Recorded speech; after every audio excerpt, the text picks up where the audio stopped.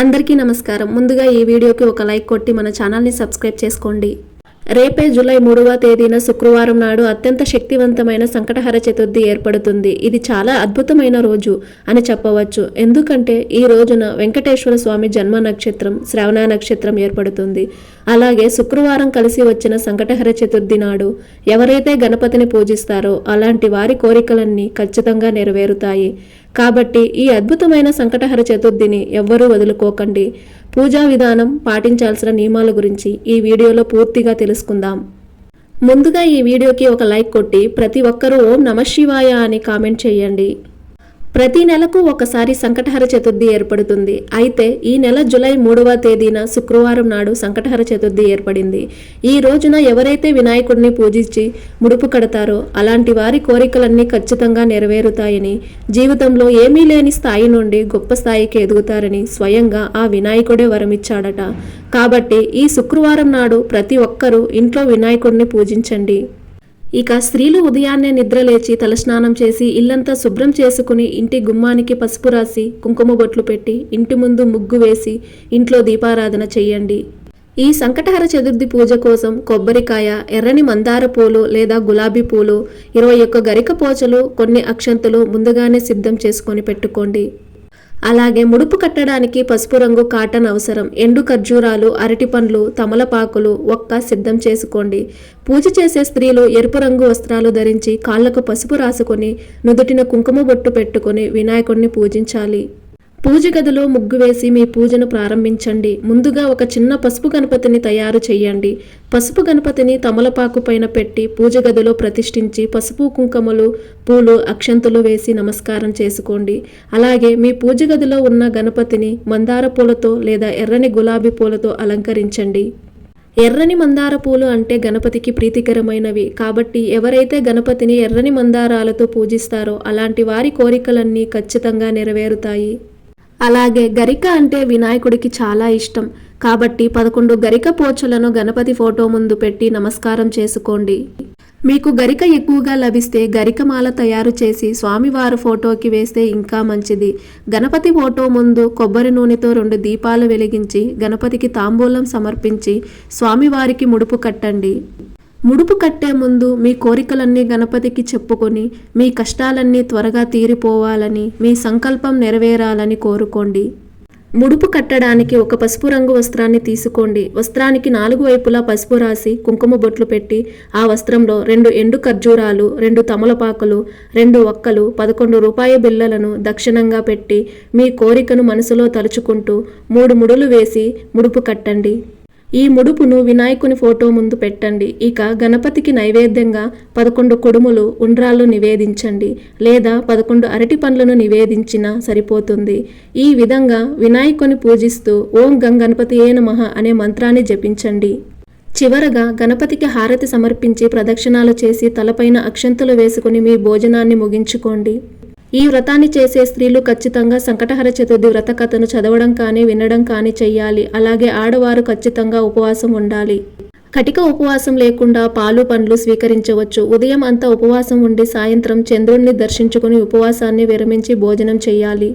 ఈ విధంగా ఉదయాన్నే ఇంట్లో గణపతిని పూజించి మీ దగ్గరలో ఉన్న గణపతి దేవాలయానికి వెళ్ళి గణపతి చుట్టూ 5 ప్రదక్షిణాలు చేసి నమస్కారం చేసుకోండి.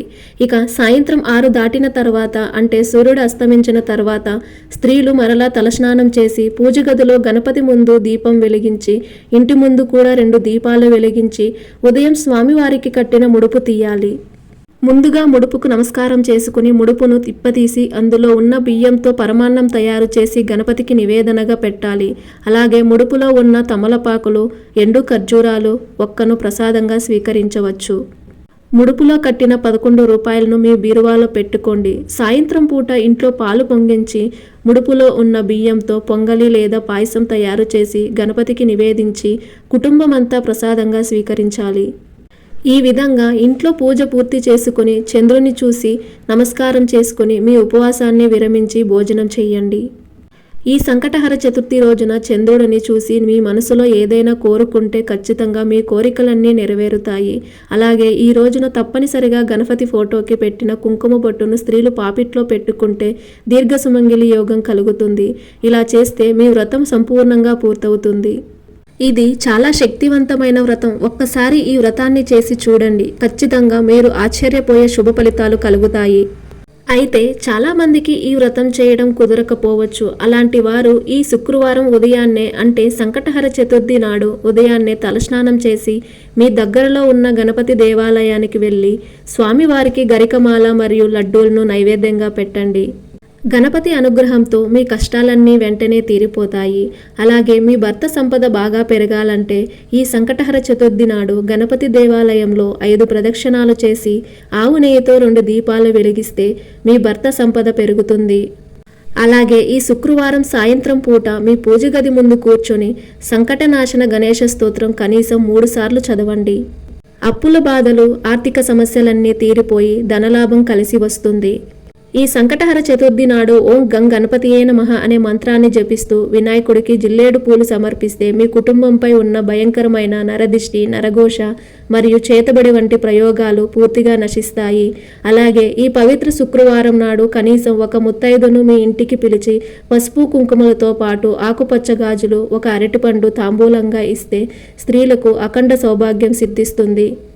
ఇక ఈ శుక్రవారం నాడు వెంకటేశ్వర స్వామి జన్మ నక్షత్రం శ్రవణ నక్షత్రం కూడా ఏర్పడుతుంది. కాబట్టి వెంకటేశ్వర స్వామి చిత్రపటానికి తులసిమాల వేసి గోవిందనామాలు చదివితే ఆ వెంకన్న అనుగ్రహం మీ కుటుంబంపై ఎల్లవేళలా ఉంటుంది. తెల్ల జిల్లేడు మొక్కను గణపతి రూపంగా పూజిస్తారు. జిల్లేడు మొక్క వేర్లలో గణపతి నివసిస్తాడట. కాబట్టి ఈ సంకటహర చతుర్థి రోజున తెల్ల జిల్లేడు మొక్కకు పసుపు కుంకుమలు వేసి జిల్లేడు చెట్టు కింద దీపం వెలిగిస్తే గణపతి అనుగ్రహంతో ఎంతటి కష్టమైనా వెంటనే తీరిపోతుంది. ఇక ఈ శుక్రవారం ఎట్టి పరిస్థితుల్లోనూ మాంసాహారం తినకూడదు. అలాగే జుట్టు కత్తిరించడం, గోలు కత్తిరించడం చేయకూడదు.